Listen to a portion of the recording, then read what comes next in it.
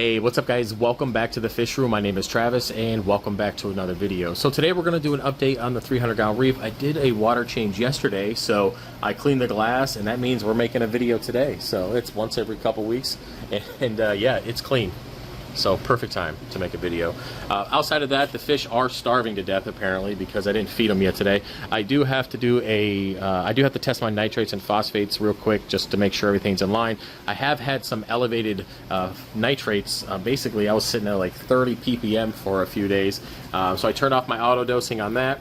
Basically, I was going away for a few days and I wanted to kind of make sure the fish were fed enough, so I overfed a little bit.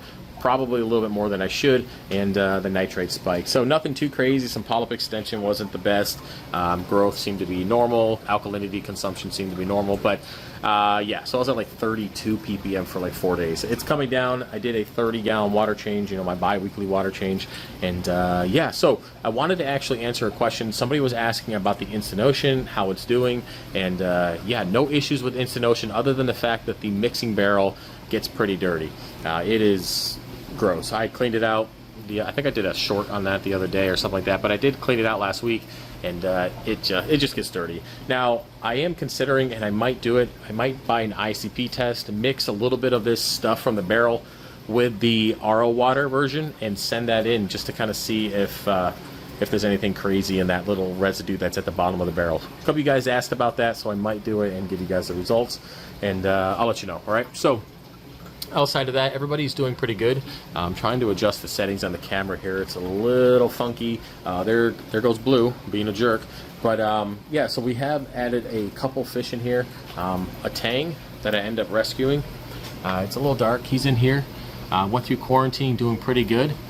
He's aggressive, so it's good because he needs to be to kind of survive in here. He does have a little bit of damage on the front of his head, but overall he's coming out to eat.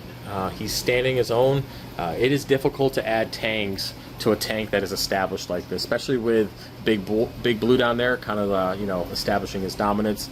It's difficult to add fish to this, especially tangs, but he is holding his own. He's doing very well. He's been in here for several days, and yeah, it's a little dark, but he's doing good. I can't wait for him to get out and swim around. Not really quite sure what tang it is yet. Again, it's a rescue, went through quarantine. It's really hard to tell because he's a little dark because of the stress, plus the camera's a little dark, but he has a blue fin, or blue top and bottom fin, and then the yellow on the back, and some stripes. It kind of reminds me of a clown tang stripes, but I don't know. So if you guys know what kind of fish it is, let me know. I haven't even bothered looking it up. I just put him through quarantine. He looked good and he needed a good home, so here you go.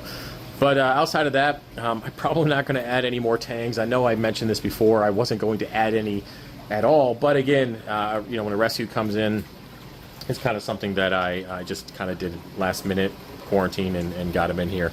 But outside of that, everybody's doing pretty good. I did add a clownfish. Let me see if I can get over here. A clownfish that went through quarantine. That was also a rescue. Now he's in the frag tank somewhere. I didn't put him in the main display. Yeah, he's over here.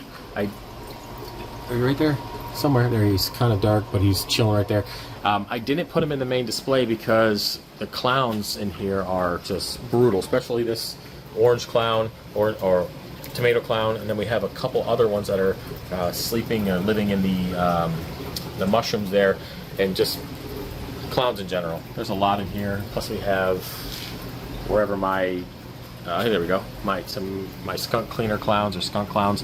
There's a whole bunch in here, so the last thing I wanted to do was add just another set of clowns. So he's in the frag tank. He'll be cool in there for a while, no worries, and maybe I'll rehome him, or maybe he'll just chill in there. But yep, everybody's doing good. Coral's doing well, outside of the excess nutrients and me kind of fiddling with this Lobo in the back. This guy's been getting moved around by the snail, so he's been killing some of the corals on my rock structures.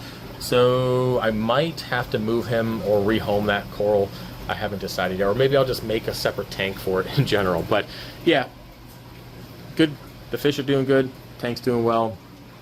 And I did put a short up the other day about the chemi-clean. You guys were asking, why am I doing these chemi-clean treatments? It's pretty harsh on the reef tank.